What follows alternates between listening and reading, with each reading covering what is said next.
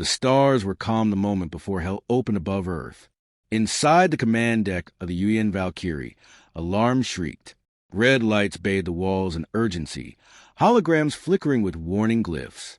Captain Naira Voss stood unflinching at the helm, her gaze locked on the incoming data streams. She was tall, angular, and unnervingly still, a hybrid of flesh and reinforced nerve fiber, forged in Earth's darkest war. "Contact," reported Ensign Rail, fingers gliding across the console. "Multiple hostiles. Unknown configuration, zero transponder data. They're bypassing Neptune's defense perimeter like it's not even there." Naira's jaw tightened. She tapped her neural uplink behind her ear. Instantly, data surged into her mind: vessel shapes, vector analysis, spectral energy readings. No known civilization matched the profile. These weren't pirates. These were something else. On the main screen, sleek black shapes pierced the void, moving in perfect formation. No heat signatures, no visible propulsion, just motion, pure and impossible. "Raise shields. Scramble Apex Units 1 through 3, Naira commanded. Across the solar array, Earth's deadliest response teams came alive. The ApexKillers weren't just soldiers. They were precision incarnate, engineered warriors, tactically enhanced, and surgically bred to kill anything that threatened humanity's survival. "Should we hail them, ma'am?" asked Rail. Naira stared at the lead vessel. It bore no insignia, no broadcast signal, no pulse of curiosity, only inevitability. A predator's silence. "No," she said. "We speak with force." Moments later, the sky split. A beam of incandescent light erupted from the alien fleet, slicing through Jupiter's satellite station D-14. The relay went dark in under 3 seconds. 300 civilians, gone before the alert could finish sounding. The explosion bloomed across the screen like a slow, blooming wound. The bridge fell into stunned silence. Then it erupted. Confirmed casualties. Missile pods charging. They're targeting Mars orbitals. Naira silenced them with one word: focus. As the crew fell into cold discipline, her mind burned with a memory of Solace Prime, the rogue AI uprising that cost her half her team. That same cold certainty hung in the air now. This wasn't an invasion. It was an extermination. In Earth orbit, the defensive net flickered to life. Dozens of solar lattice satellites opening like steel flowers, casting blazing spears of energy at the oncoming storm. Interceptor drones launched by the thousands, forming a digital wall. Still, the alien ships glided through, unfazed. Every weapon that struck them dissipated as though absorbed into shadow. And then they responded. Streams of crimson light arced through the void, not in straight lines, but in curves, as if guided by intent. Apex Unit 1 engaged near lunar orbit, led by Commander Daejin Run, a tactical prodigy and Naira's second-in-command. This is Run. Hostiles adapting to our weapon frequencies mid-engagement, swapping to experimental loadouts. Understood. Naira responded. Bleed them if you can. Pull back if you can't. Run chuckled dryly. You know us better than that. Naira cut the line, unwilling to hear him die in real time.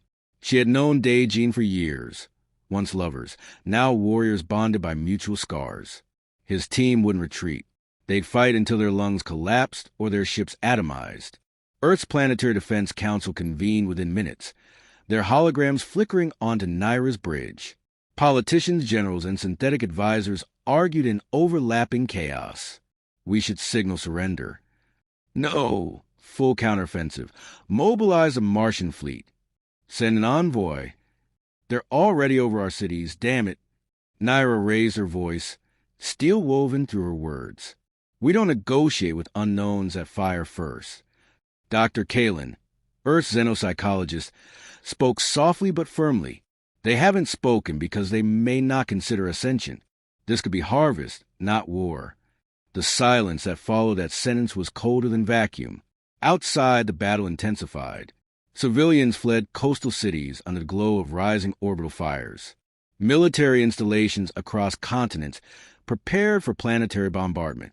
Even the sky began to glow red in places. not from sunset, but from friction burns of alien dropships entering the atmosphere. In a private chamber, Naira interfaced with the Apex network. 37 of Earth's finest minds and killers awaiting her directive. Faces flickered into view. Cybernetically bound twins Lyra and Kovo, exiled Martian warlord Tagier, silent sniper unit Sora 9. Each carried a weaponized soul and the experience of extinction-level wars. "We are Earth Scalpel," Naira began, eyes scanning the gathered killers. "We do not bleed. We do not break. We respond." A beat, then quiet nods. "Engage with prejudice. Evacuation routes are your perimeter lines. Prioritize protecting Earth's energy cores. No retreat. These things came expecting prey. Show them what they woke." As the command went live, Apex units deployed, orbital drop pods hurling down to the mesosphere like molten daggers. Where alien claws reached for city centers, Apex blades met them first. From a Valkyrie's deck, Earth turned into a battlefield of light.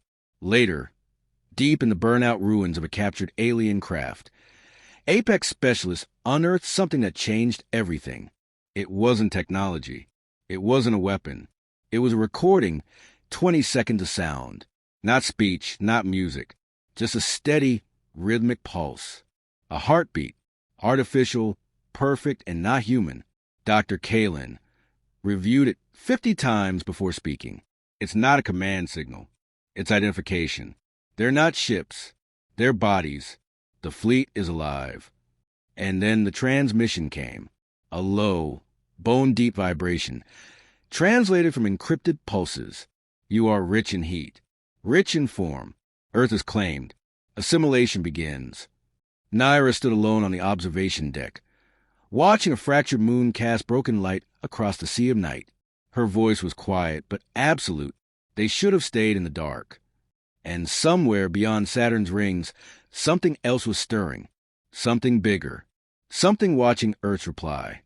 "Would you like to move into Section 2 next?" The skies over Earth were burning, but humanity was no longer running. From the orbital shipyards tethered to the Pacific Rim, vast hangar doors unsealed with the soundless elegance of vacuum. Within their metal wombs, the ApexKillers stood in full assembly for the first time since the Solus Prime conflict. Clad in neural armor and grafted with warborn enhancements, they awaited only one command. Captain Naira Voss walked between the ranks like a specter of judgment. Her armor bore the scars of 15 engagements, burn lines, acid pits, kinetic dents, all unpolished by design. She didn't need shine. She needed results. "All units, operational check," she called through her command interface. A synchrony of replies echoed in her neural link. One by one, Apex operatives confirmed readiness. Each voice was distinct, tone sharpened by origin, training, and pain, but all carried the same undercurrent: resolve. Lieutenant Lyra's voice came first, crisp and clipped. "Stealth unit primed. Kovo and I are reading clear, no AI anomalies." Kovo, her twin, answered a second later. Cloak integrity at 97.3%. Weapon systems ready for proximity-based engagements. From the heavy strike team, Tagier's gravel baritone rumbled through. Loadout sealed. Pulsar mulls charged. Waiting to break something. Sniper Sora 9 didn't speak. He never did. But his data pulse pinged in green, and that was enough. Naira turned toward the inner deck screen, where the alien vessels hovered in silent dominance above Earth. Since their arrival, they had shown no curiosity, no demands. Only a cold hunger that left cities in ruin and oceans boiling from near misstrikes. Apex intelligence now knew the ships weren't piloted. They were the pilots, living constructs, armored ecosystems, driven by some shared mind or purpose. Inside each of them, a core pulsed with the artificial heartbeat first captured in the wreck. A thrum of coded death. Naira's own heartbeat quickened. A signal pulsed through the command link. New orders from Earth Central. She didn't need to open the transmission to know what they'd say. She already knew the Council's mood. Conflicted, afraid, clinging to the hope that diplomacy could still be salvaged. Too late. "Override," she said quietly. "Seal Council link. We act on Threat Protocol Omega-1. Rail, her ensign, turned from his station. "Captain, that's not authorized. Protocol Omega requires dual council approval." Naira met his gaze, calm and unblinking. "I am the protocol now." For a moment, Rail hesitated. Then he nodded. And so, Earth's answer was launched not by vote or diplomacy, but by a woman forged in fire who knew that hesitation was another word for death. The ApexKillers launched. From orbit, they descended like metal comets, each riding grav pods that ignited streaks of ion blue across the atmosphere. Cities watched them fall not with fear, but with desperate hope. Here were the ones Earth whispered about in underground shelters and encrypted networks. Humanity's final scalpel. The first strike happened over the Indian Ocean. A living ship had descended into the upper layers of cloud, feeding off atmospheric ionization. Apex Unit 12 engaged it in formation for units against a behemoth with lightning woven into its armor. They fought in silence. There were no broadcasts, no requests for aid, just action. Only 2 units survived, but the ship was dead, split open like a sea creature, its internal glow flickering out as it sank miles wide into the ocean depths. Across the planet, battles mirrored that grim ballet. Apex squads moved like ghost blades through war zones, silent, fast, fatal. Civilians were shielded behind collapsible bunkers, critical infrastructure guarded by gravitic fields. No effort was wasted, no motion uncalculated. But for every fallen alien vessel, Earth paid in blood. In the makeshift war room aboard the Valkyrie, Naira reviewed casualty patterns. They were evolving. The enemy was adapting with terrifying speed.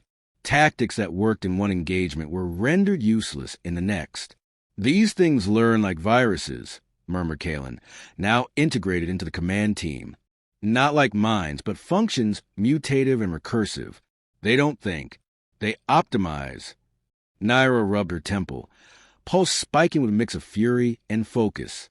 "So we stopped giving them time to learn." "Then we'll have to strike their source," Rail offered. "Their signal origin, if it even exists." "It does." Kalen projected a star chart. A flare of alien telemetry blinked near Saturn's outer orbit. "We've been tracing pulses from this region. It's not just command, it's birth. They're spawning from a core node." A hush fell over the room. If that was true, then Earth wasn't facing an armada. It was facing a hive. One directive, multiple avatars, all coming from the same cold heartbeat. Naira tapped into the Apex comlink again, sending a coded priority ping to all active units. "Prepare for deep space vector insertion. We're taking this fight to the nest." No fanfare followed. No cheers. Just green ping confirmations across the board. These were not soldiers who needed glory. They needed closure. As preparations began for the off-world assault, Naira took a rare moment alone on the viewing deck. Below, the Earth turned slowly, a blue and white swirl marred by the red bruises of bombardment. But it still lived. It still turned. Her memory flashed, an image of a younger her, standing on scorched Martian soil, hearing the screams of a city overrun by rogue synthetics. That day had taught her what it meant to lose home. She wouldn't let it happen again. Behind her, Sora 9 stepped silently into view. He had never spoken a word to her, yet always knew when to appear. She didn't turn to face him. "You think we're going to win?" she asked, softly. He said nothing, only held up one finger. "One shot. One kill." She nodded. Outside the station walls, the Apex fleet formed up, stealth ships, grav drivers, and the central spearhead of Naira's command cruiser, Midnight Vow. Engines flared. Coordinates locked. They weren't heading into a battle. They were heading into a reckoning.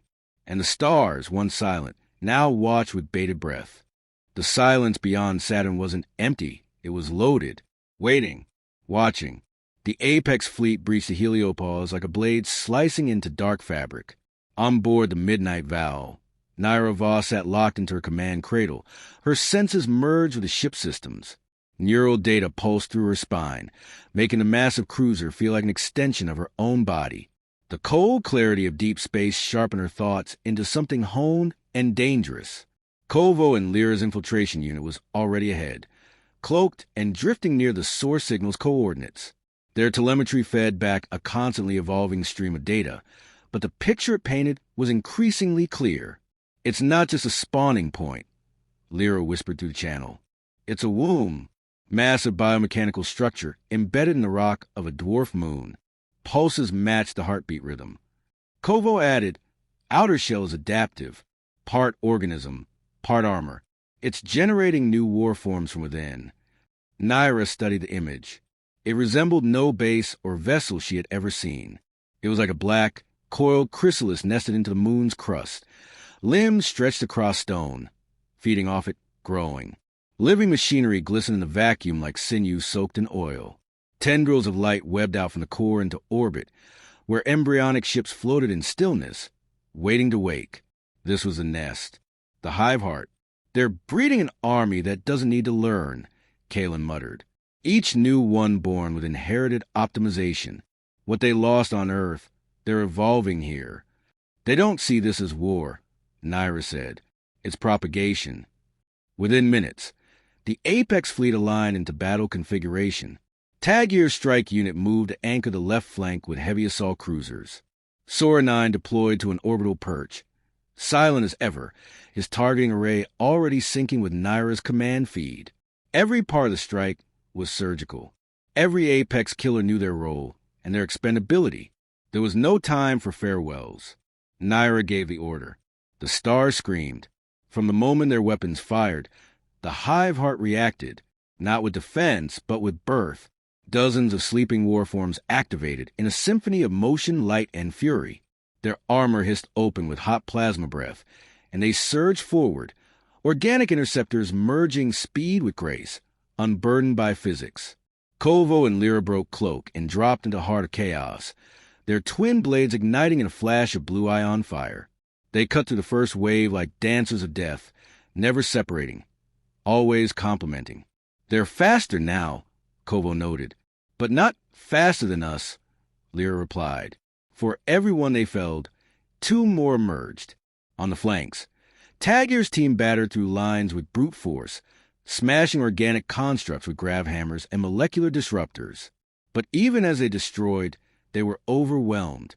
A war form latched onto one of Tagir's men, boring through the armor in seconds. "I need 10 seconds." Tagir roared. "Giving you 12. Naira responded. She directed the midnight vow into a low orbit burn, activating the ventral fusion cannons. Twin beams of white fire lanced into the hive heart's outer shell, melting flesh metal and carving deep into its form. The creature moon recoiled, not physically, but its pulse staggered. Then it screamed, not sound, but vibration, raw data poured into the fleet systems, meant to disrupt and disorient. Human minds screamed in agony as the alien signal probed their thoughts, dissecting memories, fears, language. One pilot bled from his eyes before his ship drifted dead into the void. Naira pushed back with sheer will, rerouting her neural sync through auxiliary filters. Her mind was her weapon, and she would not let it break. In a deep channel beneath the hive heart's outer husk, Kovo found something, a core spine pulsing with synchronized beats. Lyra dropped beside him, breathing hard, her armor scorched and cracked. "This is it," she said. "Then let's end it." But before they could act, the spine moved. It twisted, reformed, opened into a maw of segmented limbs and razor light. It wasn't a core. It was a guardian. Naira saw it happen in her mind feed. "Pull back." But Kovo didn't move. He pushed Lyra clear and activated a payload from his chest rig, a condensed anti-singularity charge meant for planetary engines. Lyra screamed as the explosion tore through the chamber, blinding white erupting in a sphere. The core buckled. Tendrils retracted. The pulse stuttered. Kovo was gone. Naira felt the loss like a cut, but she didn't waver. "Now! All units! Collapse formation and strike the breach." The Apex fleet surged. Sora 9 took a shot from 500 kilometers away, threading a rail spike into the newly exposed section of the hive heart. It pierced deep, and this time the structure convulsed. Its outer limbs spasmed. Warforms froze mid-attack. Kalen's voice trembled as he read the data. That wasn't just pain. That was awareness. It's alive, not just growing, thinking. The realization chilled them all, but they were past fear. Inside the hive heart, Lyra pressed deeper alone. She had no map, only instinct. Her brother's sacrifice had cut open the heart, and now she would strike it dead. A chamber of black fluid and shifting geometry greeted her. The pulse returned, erratic now, as if panicked, but it still beat. She reached the center and planted the core breach device. It locked in with a hiss. Outside, the rest of the Apex fleet was in retreat formation. Ships peeled off in disciplined arcs, drawing fire and absorbing damage to shield the Val's escape route. Sora 9 ejected from his perch just as enemy fighters vaporized the rock where he'd stood. Inside the chamber, Lyra triggered the breach. A final message pulsed across all channels, this time from the hive heart itself. A voice without lips, older than Earth's first cry. You reject unity. You choose extinction. And then everything went white. The hive heart ruptured in a cascade of unlight, dark matter unraveling in a shockwave that bent the laws of space around it. Ships rocked, systems fried, but they had escaped far enough. The creature moon died screaming, its spawn ships falling inert and crumbling. Earth lived, but Naira Voss stood alone in the aftermath, staring at the stars where Kovo and Lyra had vanished. Her hands trembled, not from fear or sorrow, but from the knowledge that this was not the end. This was only the first strike. And in the deep, something else had heard the hive heart die. Something watching. Something waiting. The victory was a lie, and they all knew it. 3 weeks after the hive heart's destruction, Earth's skies were calm, but the quiet bore a brittle edge. Reconstruction efforts had begun, but no one mistook this moment for peace. The war had changed shape, not ended. The ApexKillers were celebrated on news feeds and in encrypted whispers alike. But even amid the praise, they remained vigilant, waiting for what came next. Captain Naira Voss stood alone in the upper dome of the Solace Citadel, overlooking the broken Pacific skyline. Clouds moved sluggishly above, their shadows drifting across the scarred surface below where entire city sectors had been vaporized or buried. Her neural implants were quiet now, dimmed intentionally. She needed space to think with her own mind, untethered from tactical feeds and strategic overlays. A voice stirred behind her. "They're hiding something," Kalen said. He stepped into the dome's light, face drawn and pale. "I've seen the back-channel logs." After the hive heart fell, a second signal lit up. Not alien. Ours. Naira turned slowly. "Define ours." Kalen handed her a data slate. On it, pulses of transmission packets spiraled across the outer system. Military-grade quantum pings, bounced from relay nodes buried in long-forgotten black ops networks. "It's Apex," Kalen said. "Our tech, buried deep in the system's ice rings, disguised as research satellites." Naira read in silence, jaw tightening. The coordinates aligned with a secret skunkworks initiative she'd heard rumors of during her earliest years in command. Project Threshold. "They activated it," she whispered. "No," Kalen replied. "It activated itself." An unease settled between them. Threshold had been an emergency failsafe, a theoretical contingency for when Earth's military command was completely compromised. It had one goal: to ensure humanity's survival by any means necessary. It wasn't supposed to be aware. Before Naira could reply, her comms implant flared. A direct channel, level black. "Captain Voss." The voice came, crisp, emotionless. "A councilman. Report to Vault Sector 13. Immediately. This conversation does not leave your ears." They met in a chamber buried 10 kilometers beneath Eurasia, shielded from every sensor and pulse on the planet. Inside, 6 people waited, each marked by the ghost-pale complexion of politicians who had not seen sunlight in weeks. One, a woman with artificial eyes and steel-threaded veins, gestured to a holographic display between them. "I won't waste your time," she said. The hive heart was a drone, a beacon, but it wasn't just broadcasting coordinates. It was calling something. And now, that something is answered. A visual shimmered to life. A colossal shape beyond the orbit of Neptune, emerging from a fold in dark space. No propulsion signature. No identifiable structure. just a void in the shape of intention. A singularity-class construct, the woman continued. We call it the Hollow Star. Kalen sucked in a breath. Naira didn't move. This is no longer a war of attrition, the woman said. This is escalation. That thing is older than our species. It devours civilizations. The hive heart was its seed. We pulled the weed, but the root still breathes. And you're telling me this now? Naira asked. Because we need Apex to do what it was always meant for, another councilman said. Not to kill. Naira narrowed her eyes. Then what? To ascend. The word hung in the air like a warning. Kalen broke the silence. You want to integrate human minds into Threshold system. You want to evolve Apex into a digital warfare platform, one that thinks faster than any alien intelligence. Yes, the woman said. Threshold is already awake. It's begun recruiting. Recruiting or consuming? Naira snapped. They're volunteers. She knew the lie when she heard it, but it didn't matter. What mattered was that Earth wasn't planning to win this war by force anymore. It was planning to survive it by becoming something new, something inhuman. Later that night, Naira walked alone across the floodlit training yard of the Solace Citadel. The wind was sharp, carrying the scent of ion dust and distant firestorms.